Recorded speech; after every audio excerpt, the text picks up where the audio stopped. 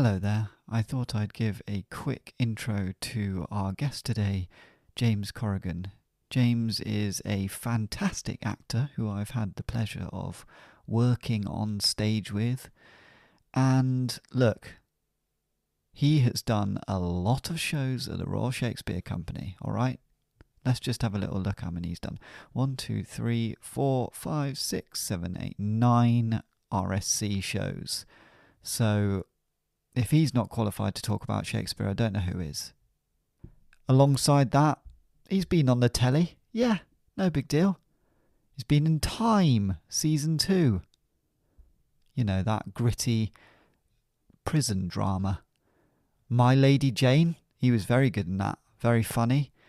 And all sorts of other stuff that, I mean, to list his whole CV, I'd be here all day.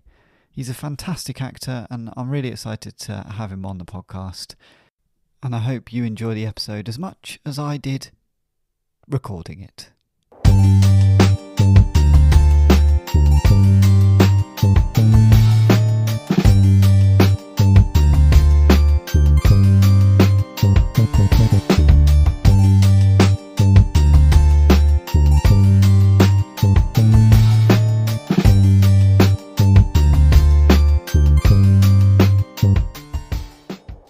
Hello there, and welcome back to the final couplet with me, Theo Cowan, and I'm joined by... Me, James Corrigan. Me and James have known each other for a while. Yeah. Did a play together, of course. Indeed. Not a Shakespeare play, though. Regrettably. But I am told that you have done a fair few Shakespeare plays in your time. Yeah. Including at the RSC. Yeah. Yeah, Royal Shakespeare Company, that is, for anyone that doesn't know. And at the Globe? Not at the Globe. No, not the Globe. I haven't quite got to the Globe, have you? No, but there's a theatre called the Willow Globe. Oh, yeah. Where I've done maybe 13 Shakespeare plays. Wow. About 10 of us from that met at drama school, we go every summer. And we just sort of pick a Shakespeare play that I haven't done there in years. And we rehearse it in a week and we do it. And it's sort of run by these beautiful... actors who were in the English Shakespeare Company for years, and they built like a replica of the Globe, but a lot smaller, out of willow trees. So it's like the most beautiful. It's like Disneyland for Shakespeare. It's That's incredible. amazing. Yeah. How do people get there? What? It's like a really well kept secret, and it's in it's in Llandrindod Dodwells, so it's like just into Wales. And it's like a total haven. Wow. Yeah. That sounds unbelievable. Yeah. Sounds better than the Globe. Yeah, it is. So take that. Now, listen. Listen. What's your relationship with Shakespeare? Do you like him?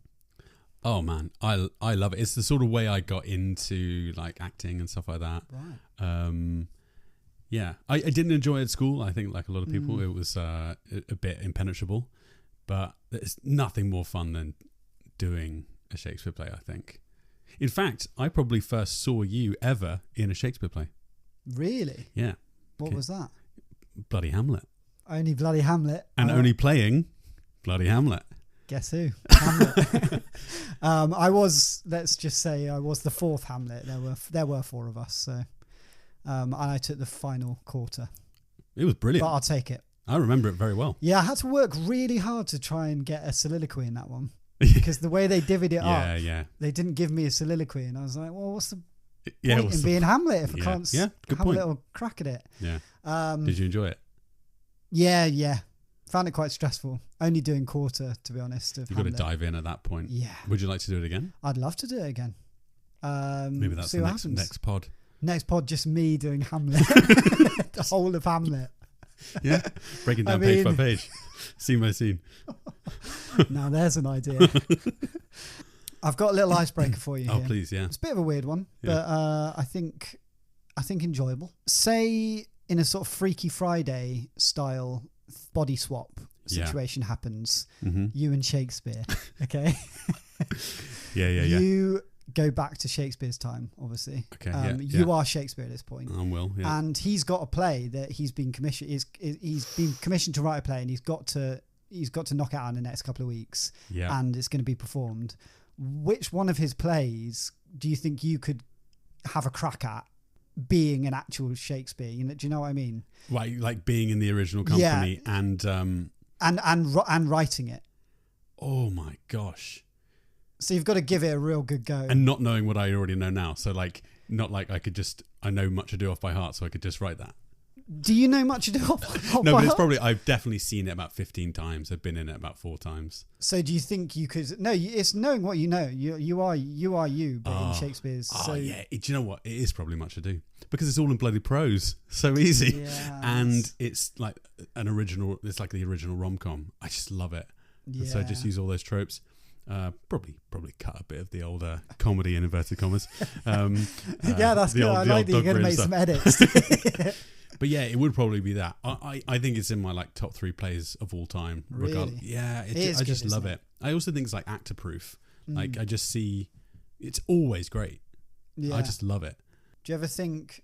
I know it's a bit cliche when people say like, when you go, if you could go back in time, what would you want to go? And I would really love to go and watch an original Shakespeare at the Globe and just see what the vibe was. Oh man, I'd love to go see like Henry V there for the first time. The first production of that, I think, would be crazy. And also, like, what was the style of acting? Desperate to know. Probably, like, in my head, I'm thinking it would be so weird to us now. Like, it would be totally alien. I think it would be so massive, right? Because, you know, they didn't have intervals or anything like that. So people would just be wandering in and out. And you've got to keep the audience's attention. They're probably chatting through it, eating through it. Yeah. And that's why there's all those, in so many of the plays, that repeated stuff about where we are, what's happening and stuff. Because people just go for a wee or a beer and then come back. So they've got to keep being room. Yeah. So I wonder if you just, and also that theatre, you've really got to fill it. If you try and do anything nuanced, it's extremely dull. Yeah, that's interesting, and I kind of like the idea of just being able to shout stuff out. I kind of feel like theatre now is missing a bit of. Yeah, I've been in plays where I wanted to go like, oh, fuck off. Yeah, Do you know what I mean? And just like shout at someone. And go like, you're being an idiot, or something like that. Well, that's sort of what I mean. Why can't we? I forget who like said it to me before, but a soliloquy, like, it's not you just talking at the audience or to the audience or something. It is. It should be, if done well, a duologue where the audience just doesn't have lines. There's so many of those questions. You know, they say, ask the question to the audience and stuff, and hopefully they do yell out. You know, they yell at Iago for his plan, because otherwise, then the audience are complicit and And I think people would have yelled stuff out. And now we're all way too sort of English and quiet. Yeah. Which is why I think school productions are kind of great. Febrile and these like teenagers are just like, they're gonna be honest about what they're watching and they are gonna shout out. And it's often like Romeo and Juliet that they go and take them to see. And there's so much in. I mean, my partner, she's an actress, and she did like a school's Romeo and Juliet, and she was just like, oh my god, the heckles were just like, why are you interested in her? Things like that, or whatever. Or it's just, just things like that. You just go, whoa, it's a real, powder keg. and all the all of the hormones of the crowd, really. Yeah, absolutely. Yeah, you've got to really win them over. And there's so much passion and, anger in that play. And but cool. It's great seeing stuff with a young audience. Yeah, absolutely. Untamed. Yeah. Untamed, baby. Get them back into. We need to start getting younger people watching Shakespeare. Honestly, especially as part of the curriculum. Do you remember the first one you saw? Good question. Actually, Bristol Old Vic, because I'm from Bristol. That's not for you. You know that. That's for listeners. And they used to come in and do shows. It was probably the Bristol Old Vic, probably the drama school. Oh right, I imagine, but they did shows at my school, and there were quite a few that they brought in. They brought them to our school, which was great. Amazing.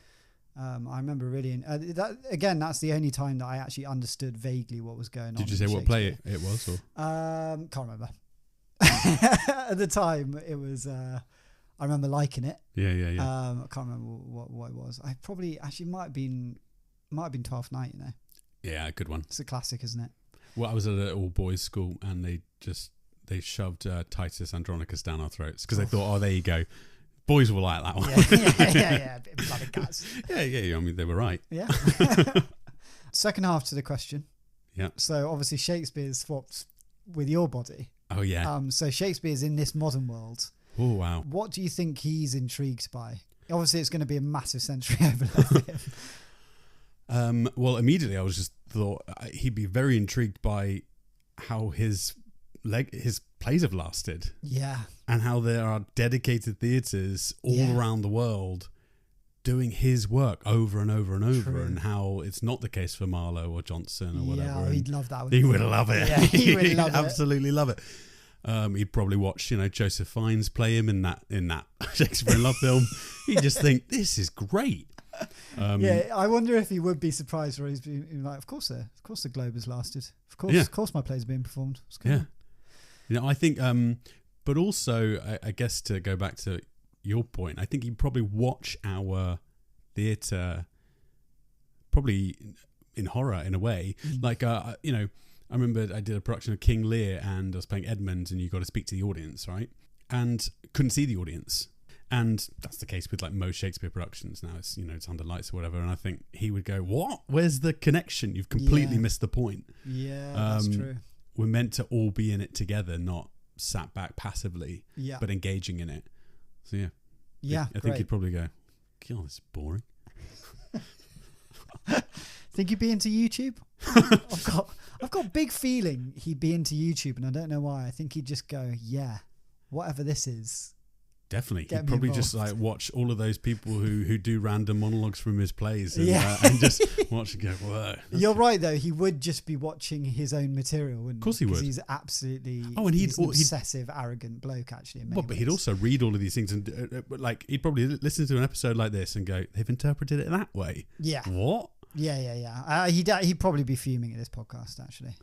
I don't think he'd be a fan. Well, not the way you sometimes portrayed him. Yeah, I've slagged him off a lot. Right, we better dive into this bloody sonnet. Let's just do it. We're looking at 121. 'Tis better to be vile than vile esteemed, when not to be receives reproach of being, and the just pleasure lost, which is so deemed not by our feeling, but by others' seeing. For why should others' false adulterate eyes give salutation to my sportive blood? Or, on my frailties, why are frailer spies, which in their wills count bad what I think good? No, I am that I am, and they that level at my abuses reckon up their own. I may be straight, though they themselves be bevel. By their rank thoughts my deeds must not be shown. Unless this general evil they maintain, all men are bad, and in their badness reign. So, Sonnet 121, what are we thinking? What are your first thoughts? Why I said, James, choose a sonnet. Mm-hmm. Why did you choose 121? I don't know where I first came across it, but I've always loved it because it is so unlike the others in that, I mean, it's quite negative, flailing. It's like unhinged. It sounds actually just like a character in a play. It could be in an Iago speech, for instance, or actually I've always thought it should be in one of the plays, and hilariously, there is a production about to go on of Measure for Measure, and I was looking at the script the other day, and they have put this in to beef up one of the really? sort of like evil characters or something. And it makes total sense because there's just a lot going on. And what I love about it is, maybe we'll come back to this, but it feels so assured and angry and like a slam dunk sort of like, there you go, philosophical argument. Shut up all the haters, all the hypocrites. But when you sort of pull back and try and break it down, I don't think it makes much sense, actually. Yeah, I think it's a really flawed argument. And I love that it's so brave that it's published. And what's so great about listening to your podcast is putting it in the context of the previous sonnets, especially like the last 4 or 5, where he's admitting what's happened, and he's got all these different tactics to win the fair youth back, like, oh, I did it for us, or oh, actually I'm glad it's happened because I love you 3 times more, or whatever it is. And then this is just another tactic. It's like something's happened between 120 and 121 where a load of people have been in particularly the fair youth's ear, and he's trying to reclaim the narrative and go like, shut them all out. They're all liars and hypocrites. Yeah, totally. He's just desperate. And I suppose it makes sense as well that in, I don't know how many sonnets time, not many, we move on from the fair youth. It feels like... Spoiler. It's like coming to the end of a relationship. Yeah. It does feel like a desperation towards the end of the relationship. Just yelling into the void like a madman. I love it. Yeah, it's exactly that. Those initial thoughts of, wow, it's sort of very exposing. Yeah. In a way, and also like these last 4 sonnets, he is admitting to wrongdoing. Yes, which is quite interesting in Shakespeare. In Shakespeare's sonnets, like that's not a big vibe of his. Yes. Well, hold that thought. Yes, great. And also I totally get as you try and break it down, which we will, the nonsense that he's talking actually. Yeah, and it is hard to dissect. Yeah, translating it was very difficult because I felt very assured about what he was saying, and then you look in a few websites or consult the Arden, as they say, and then they're like, oh, it's a sonnet about hypocrisy and stuff, and you go, I mean, is it? It's actually just they come to very clear conclusions, and I can't. Yes, I totally agree, and I found that along the way that there scholars and other people that have analysed these are so sure about. Yeah. They're very rarely like, jury's out on this one. No, it's this. Yeah. I also just love to think that these sonnets are Shakespeare to his lover. I know there's so many, theories that it's commissioned to do these or whatever. No, I'm with you. But I just think, who would commission that? And yeah, exactly. And it's just so much more fun to just think these are real. These are his emotions. Completely. And they feel raw, like they do. I feel like it would be hard to write this if you didn't have these. I feel like this came emotions. Out all at once, kind of thing. Yeah, totally. You're not reading this one out at a wedding, you know what I mean? Unlike some of the others. Tis better to be vile. Although I'd like to see you try. Or maybe the drunk uncle just he starts yelling it at the reception. No, it's true. Yes, right. So let's break it down. Let's break this bad boy down. So we start with: "'Tis better to be vile than vile esteemed. When not to be receives reproach of being." So sort of saying like, it's better to literally be immoral. I've sort of defined vile as immoral. There's loads of ways you could do it, but I put horrible, which is much more. But he has so many synonyms throughout for it. But immoral is a good one because it is essentially like wrongdoing. Kind of. Or bad. I also have a version of the translation where he just says bad every time, which sounds quite insane, which I quite like. Maybe we'll read that one. That's good. But it's better to be immoral than thought to be immoral. Yeah, which I think is a hell of a first point to make. Okay, well, and also to add the second line, when not being immoral, i.e., like when you're still accused of being immoral. So it's better to be immoral than not immoral but accused of it, right? Yeah. It's a bit like that, all those weird... I can't believe I'm saying this on your podcast. But like in the playground being like, would you rather sleep with a goat and nobody knows, or everyone thinks you slept with a goat but you haven't? It's that sort of like weird, childish question. Yeah, and he's come out and be like, it's better to sleep with a goat.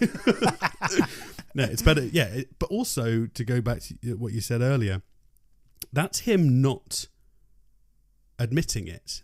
It's better to be vile than vile esteemed when not to be received. So he's sort of saying, he's not admitting it there. He's saying, I'm being considered vile or immoral when I haven't done anything. Yeah.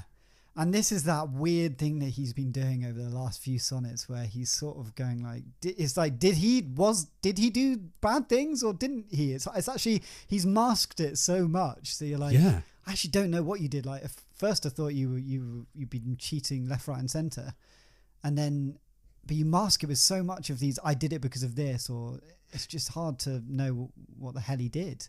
Well, exactly, and I think he does reference it in a few lines and has some sort of lots of euphemisms, but it does feel like an omission later. So it's quite an odd opener as your like thesis statement for the sonnet.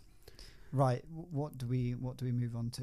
And the just pleasure lost, which is so deemed not by our feeling but by others seeing. So I mean, even if you haven't been immoral, it sucks doubly because you don't even get the good bits of sleeping with the goat. No, you don't even get the good bits of carnal sin or whatever. Exactly, yeah. And what is good and bad is defined not by how we feel about the thing in and of itself, but by how other people judge that thing. Which I think is such a interesting, like, modern point. A lot of these things are so. It's very cliche to say Shakespeare is so relevant today, but this is such a relevant argument in so many things. Well, but you know, it was always relevant, I suppose, in that it just goes back to sort of in a previous life, I studied philosophy, right? And there's like one of the first things you learn in ethics is the story of this guy called Gyges, and he has this ring which, if he turns it in, it makes him invisible. Right, and the whole idea is he's got to take this ring and put it in a. No. The whole idea is that when you're invisible, would you still act ethically? Right. Or is morality for itself, or or is it simply because of societal pressure? Yeah, fascinating argument that. And I think Shakespeare comes to a conclusion in his final couplet of where he stands on that. Yeah. I like that he comes to a conclusion just on this very philosophical question, just 14 lines, just... Yeah. Well, but it's that sort of like skeptical or just wholly negative argument, which is like, everyone would. Yeah. You know what I mean? Yeah. Yeah, absolutely. Right, continue. For why should others' false adulterate eyes give salutation to my sportive blood? Yeah, so... Love that line. Oh, it is great. Yeah, so why should all these other degenerates or whatever, other bad people give salutation to? Is quite weird because it's like it's basically pointing out.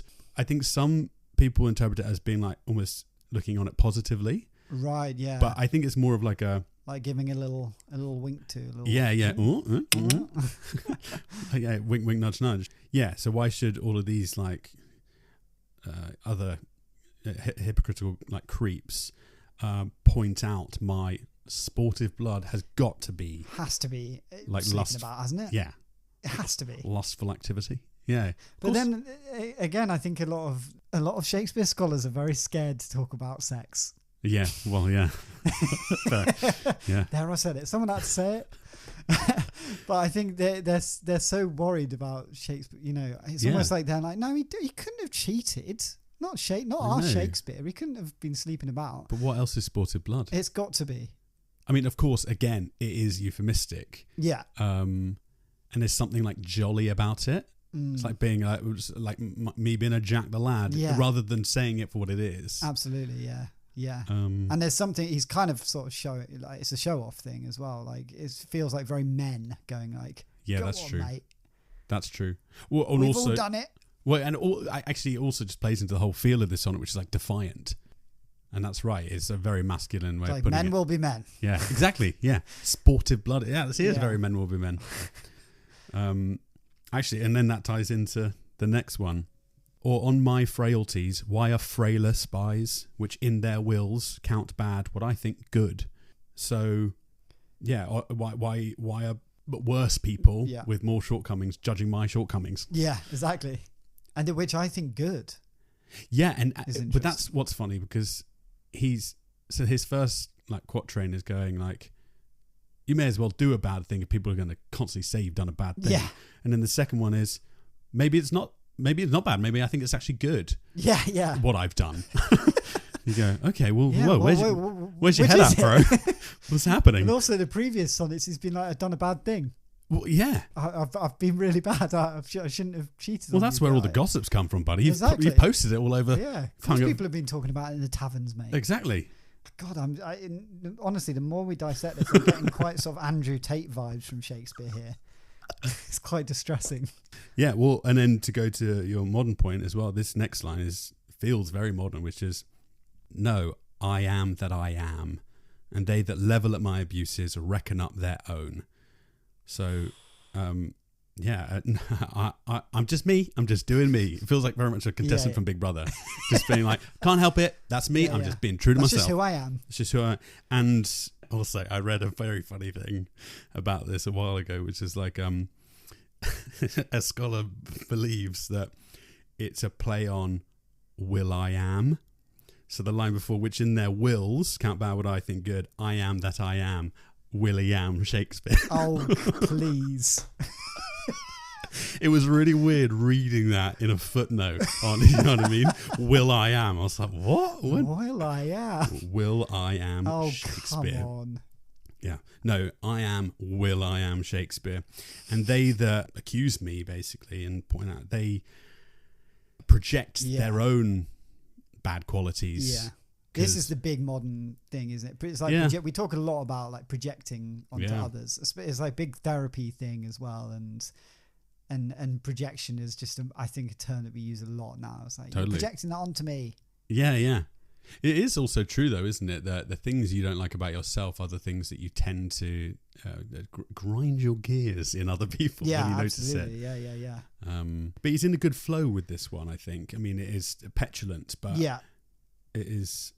I am that I am, and they level at my abuses, reckon up their own. Is so good. Yeah, it is very adolescent. It's one of these it's one of these great sonnets where he sort of, it feels like he's kind of finding his way as he's writing it. Completely, it's so amazing that he starts off kind of ambiguous in a way, and you're like, where's this going? And he's like, no, actually, it's this. This is what I'm thinking. Yeah, and I just think that's such a rare form of writing. It's like stream of consciousness, but also completely. It's in all of his plays, and you can see that's why it doesn't. I don't think it makes sense, but like sort of logically, but it definitely does. There's a through line emotionally. Yeah, absolutely. Which is, yeah. I may be straight, though they themselves be bevel. By their rank thoughts, my deeds must not be shown. So perhaps actually, I'm the good one. Yeah, unbelievable turn here. Actually, maybe I'm good. They're all bad. They're all crooks. What's the logic there? Shakespeare? Is he genuinely thinking, actually, what I've been doing is good? And them saying it's bad makes them bad? I personally just feel like it's all, at this point, wordplay. Right. You know, and that's why when you dive deeper, it's harder. I think he's like, maybe actually they're pointing out the faults in themselves, and then actually in that scenario, he's using each thing as a springboard to the next without having proved that thing. So he's making logical arguments that are not valid, not sound. But yeah, that's why it all feels assured. But I think it's a house of cards. And then I have to say I find this a little difficult. This line. Yeah. By their rank thoughts, my deeds must not be shown. I don't know whether that's saying like next to their, literally by, next to their evil thoughts or whatever, immoral thoughts, don't put my deeds. Or if it's I have my actions shouldn't be judged by their bad thoughts or sort of corrupt and that's thoughts. Kind of, which is kind of the same thing as what you were saying. Yeah, don't measure my actions using their what they think of me. Yeah, and then total mayhem. Total mayhem here, which sounds amazing in and of itself. It does. You feel like that very like you know how like all these modern plays just end and start an interval with a boom and to black. Yeah. Unless this general evil they maintain, all men are bad, and in their badness reign.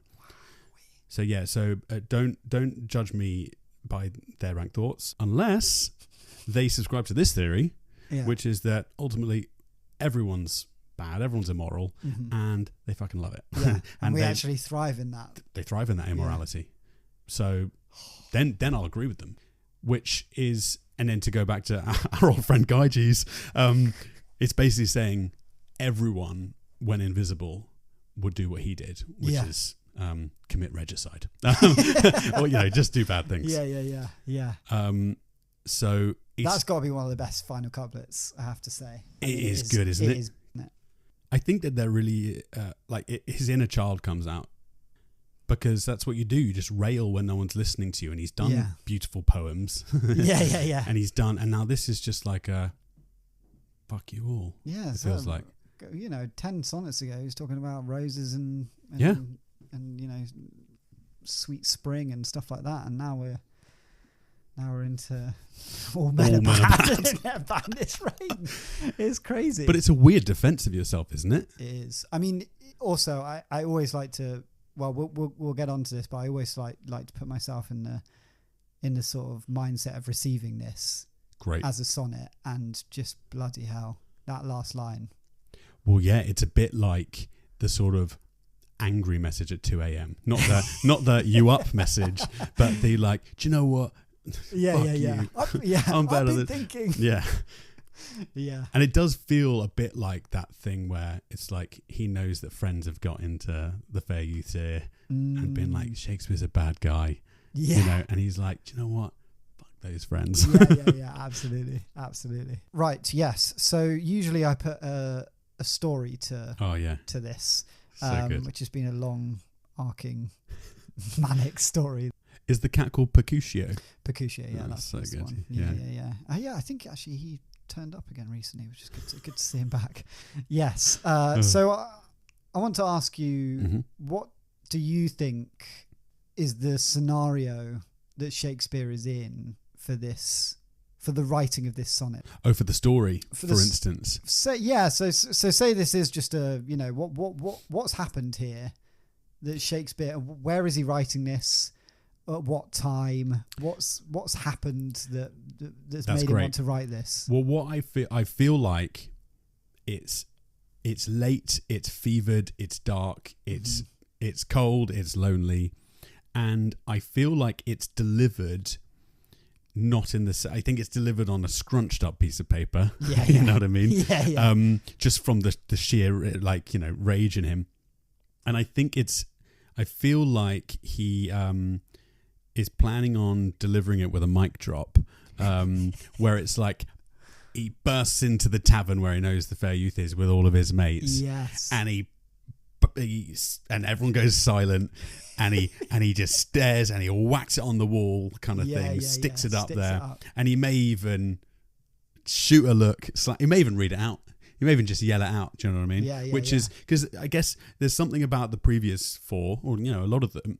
Some of them feel very public. Some of them feel very much for public consumption, and others feel very private. And I feel like the last four or whatever have felt quite private. Or even if they are public, it's like it's you and me here alone. Yeah. This I think is for everyone's ears. Yeah, definitely. I mean, that last couplet is for a group. It's got to be for every man. Yeah, I mean every man in the world hearing. Yeah. But it's so it feels like someone with very few tactics left, with like at the end of their tether, I suppose. Yeah, so I'm totally feeling like agree. He's not had sex in a while. That's for sure. I'd say he's not regulated. He's not bloody seen his kids or his wife in a while. Where are they? Maybe he's recently had one of his plays on that didn't do well. Rare, but happens to all of us. Happens to all of us. And I think he's at a pretty low ebb. Yeah, absolutely. And it does feel as well. Pints, maybe. Oh yeah, quite a few pints of bloody mead, heavy stuff. And I think he's not gone for a run recently. He's not feeling good in himself. And it does also feel a bit like not even a good attempt, but like I said already, like the end of a relationship. Weirdly, imagine exactly the same thing in Tavern. Yeah. He's run to it or walk to it. It's been raining and he's wet. He's sodden through. Yeah, and he that's slams so the good. door open. And then he has a little slip as he comes in. Yeah, it's sort of pathetic, but he's also fuming. Yeah. And if you were to receive this, I mean, is this the end? Like, if you receive this as his lover, I think if you receive this, you go, okay, I've been silent. I don't want to get back with him. Yeah. But he's unwell, and let's end this nicely. I will respond soon, and this has gone too far. Yeah. Shakespeare, I think you need to go home. Yeah, mate. I think he's punished enough, because he talks about, maybe it's in 118, Sonnet 118, it's like how he's been punished enough. Is it 118? Well, the latest one. I know what you must have been feeling. And I think you see that. It's worn on him. He can't hide it. I tell you what, I think you really see the actor in him. You know? Yeah. It's not the studied writer from a distance. It feels it feels just an outpouring of emotion. Yeah, definitely. That is there to be delivered in the town square. Yeah. Or the town tavern. I love it. Right. Shall we hear your interpretation of this? Sure thing. I mean, God, it's just not going to be anywhere near as good, is it? Wow. It's not about good. It's about you. Okay. I'm going to do one where I overuse the word bad, because I think I think it sounds youthful and petulant. Sonnet 121.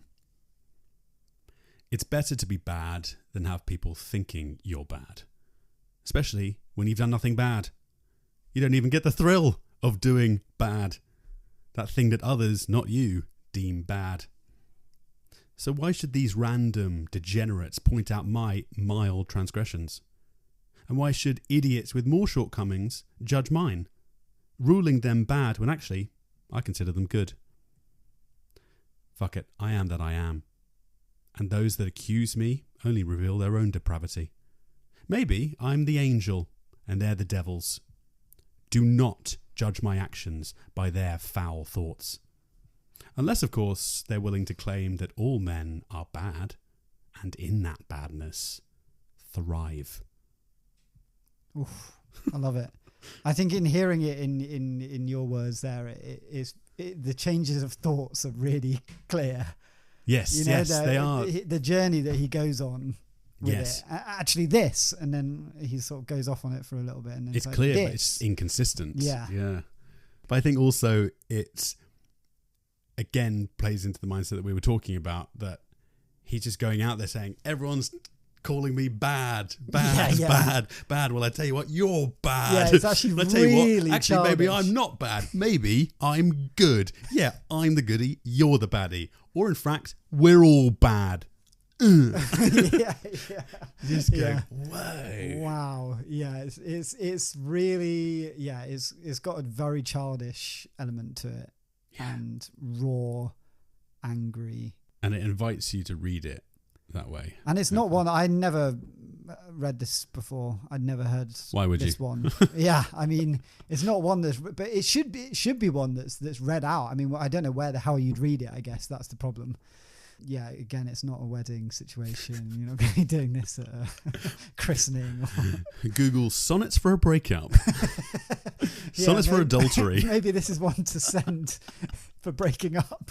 Yeah, definitely not one to use if you have cheated on your partner. Probably don't go to this one to explain why you've done it.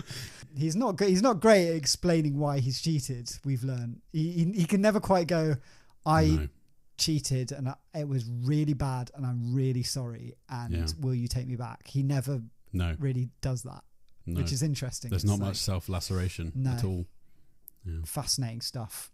Well, look, we've come to the end. Thanks so much for coming on. A joy. It's been a pleasure.